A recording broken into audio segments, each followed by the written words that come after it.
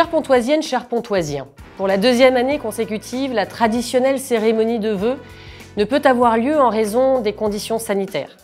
Je ne porterai aucun jugement sur les mesures prises et sur la façon de gérer cette crise. J'aspire juste, comme nous tous, à ce que nous en sortions un jour et le plus rapidement possible. Pour la deuxième fois donc, c'est par vidéo que je vous présente mes vœux pour cette nouvelle année. Cette vidéo ne remplacera évidemment jamais nos moments de rencontre et d'échanges conviviaux qui sont un vrai moteur pour moi-même et l'ensemble de l'équipe municipale. Mais il me semble important, au-delà de la tradition, de prendre le temps de faire le point sur l'année écoulée et de dresser les perspectives de notre ville pour l'année qui vient.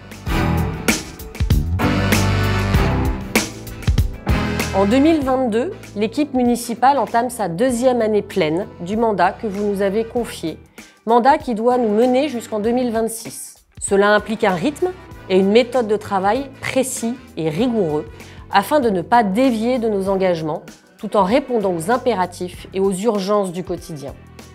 Cette méthode de travail doit connaître une traduction budgétaire permettant de la rendre lisible et compréhensible de tous. C'est ainsi que désormais, tous les ans, le budget municipal met en avant deux politiques prioritaires pour l'année qui vient, permettant au secteur retenu de bénéficier de moyens supplémentaires pendant un an et de concentrer nos efforts afin d'engager un changement durable. Les premières années de ce mandat ont vocation à remettre notre ville sur les rails et à rétablir les fondamentaux. Une ville ne peut prétendre être attractive, dynamique et agréable à vivre si elle ne commence pas par être sûre, propre et plus généralement si l'on n'y fait pas respecter les règles de base de la vie en commun. La deuxième étape du mandat sera la phase où émergeront les grands projets dont les études sont d'ores et déjà lancées, qu'il s'agisse de réhabilitation et de construction d'équipements publics, de requalification de l'espace urbain ou de projets d'aménagement nouveaux. Notre ville doit se mettre en mouvement, se moderniser, innover, se doter des outils performants de notre époque pour gagner en efficacité. C'est l'enchaînement de ces deux phases indispensables qui permettra à notre ville d'aborder sereinement le deuxième quart du XXIe siècle. Mais au-delà de ces deux grandes phases, je souhaite qu'un soin tout particulier soit apporté aux questions du quotidien, à la qualité de service aux Pontoisiens, à la réactivité des services municipaux ainsi qu'à la rapidité d'exécution, toujours trop longue à mon goût. Même s'il faut le dire, la bureaucratie administrative qui s'impose également à nous n'aide pas. Efficacité des services municipaux donc, mais également, comme deuxième fil rouge, sur la totalité du mandat, nous nous sommes engagés à ce que l'équipe municipale, à commencer par moi-même, nous soyons à vos côtés, disponibles et accessibles, afin de répondre au mieux à vos attentes. 2021 fut donc l'année d'impulsion de ce mouvement, de la mise sur les rails des fameux 12 travaux d'Hercule dont je vous avais parlé durant la campagne municipale. Conformément au phasage de l'action municipale que je viens de vous présenter, les deux politiques budgétaires prioritaires en 2021 ont été la sécurité et la propreté.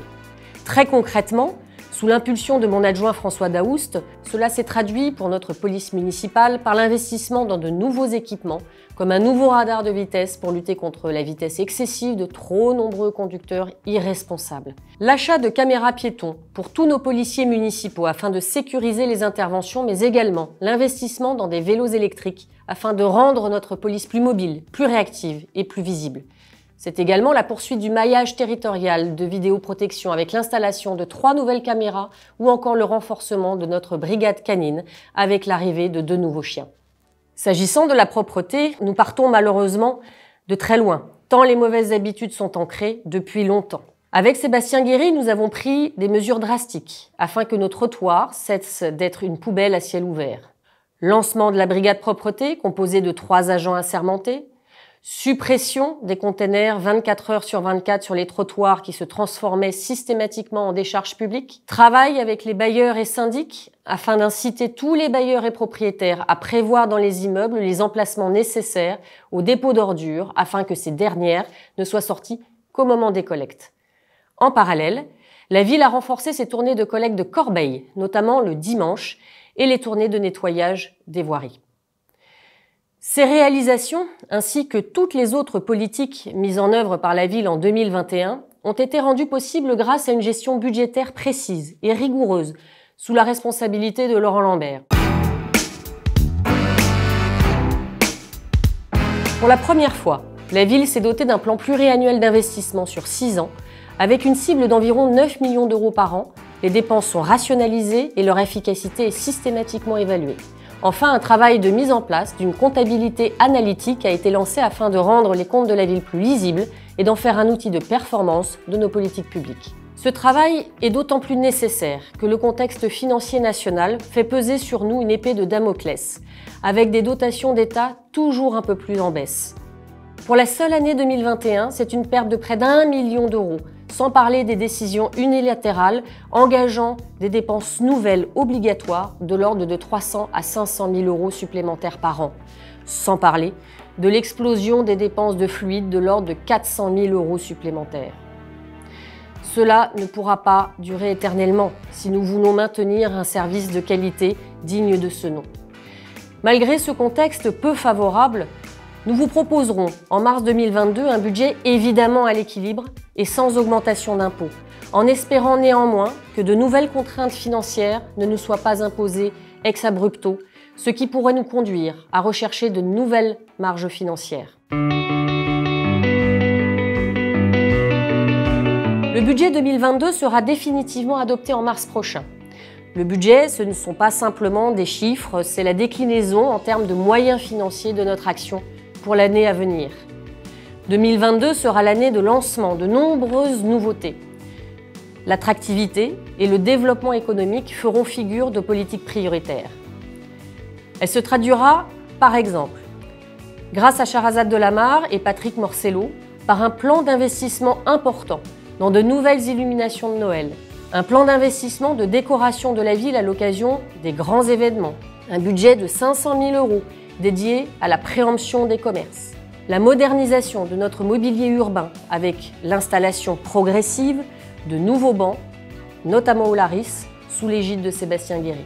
La montée en puissance du permis de louer grâce à la mobilisation de Marie-Claude Cabarrus, la plantation de mini-forêts et le réaménagement écologique du cimetière, piloté par Léna de Bourmont, l'adoption de notre nouveau plan local d'urbanisme, plus protecteur et moins bâtisseur, porté par Robert Dupaquier. En ce qui concerne les nouveaux commerces, nous aurons la joie d'accueillir, en lieu et place de pompes funèbres qui ont fait couler beaucoup d'encre, l'épicerie des Julies, dont l'ouverture et l'inauguration devraient intervenir en mars 2022. De même qu'un nouveau traiteur italien place du Grand Martroi dans le magasin de l'ancienne presse, fermé depuis des années. En 2022, nous poursuivrons nos efforts en matière de propreté avec l'installation de Sanisette, d'un nouveau jumbo, c'est-à-dire une très grosse poubelle avec une partie enterrée, qui sera rue Matisse, ou le remplacement, toujours en 2022, de la totalité des corbeilles de la ville, afin d'y installer de vraies corbeilles élégantes et propres. Nous en profiterons pour en installer une 50aine de plus au passage. De même, nous engagerons la gestion des dépôts sauvages au Niglo, qui sera accompagnée d'une requalification du chemin du Nouveau Saint-Martin pour une propreté durable. 2022, ce sera également l'ouverture tant attendue du parking Jean-Luc Maire en centre-ville avec 1 heure gratuite et des abonnements à tarifs préférentiels pour les résidents et professionnels de la ville. La réouverture de la piscine des Louvrais. La création de nouvelles aires de jeux à Marcouville, au Louvrais et quartier de la Rue. L'agrandissement des locaux du tennis de table au hall Philippe Aimé et la création d'un local pour les archers. Le lancement des études de l'aménagement et du réaménagement du stade Lousteau. L'ouverture du square de l'Îlot-le-Mercier, le réaménagement du cimetière permettant un entretien qualitatif et écologique, l'arrivée d'un 3e généraliste et probablement d'un spécialiste dans notre maison médicale. L'objectif est de faire de la maison médicale une maison de santé pluridisciplinaire, ce qui pourrait conduire la ville à aménager le 2e étage du bâtiment. 2022, ce sera aussi la rénovation du 2e pavillon de la ZAC Bossu pour en faire un équipement de quartier, la poursuite des travaux de la crèche Bossu ainsi que des travaux de l'école Ludovic Piette à Marcouville. En 2022, nous engagerons notre nouveau plan pluriannuel concernant la voirie et les trottoirs. L'enveloppe sera augmentée de 30%, ce qui nous permettra, sur cette année, la reprise de la rue des Coteaux avec le chemin des gares et le chemin des Prairies, la reprise des abords de la piscine, mais également des rues Saint-Martin et des Maréchaux, ainsi que le réaménagement de la dernière tranche du boulevard Jacques-Tête vers le stand de tir. 2022 sera également l'année où nous allons entrer dans le concret concernant Marcouville et l'opération de requalification urbaine. Ainsi, une chargée de mission va intégrer les services de la ville en lien avec la communauté d'agglomération afin de finaliser et travailler en lien avec les habitants les premières études et scénarios de requalification. Les premiers travaux pourraient démarrer en 2023. Au-delà des ouvertures d'équipements et de structures, je souhaite que Pontoise vive et s'anime. C'est la raison pour laquelle en 2022, nous créerons au printemps les fameuses guinguettes des bords de l'Oise, ainsi qu'un festival de danse urbaine, Urban Move, ou encore des scènes ouvertes au Caméléon.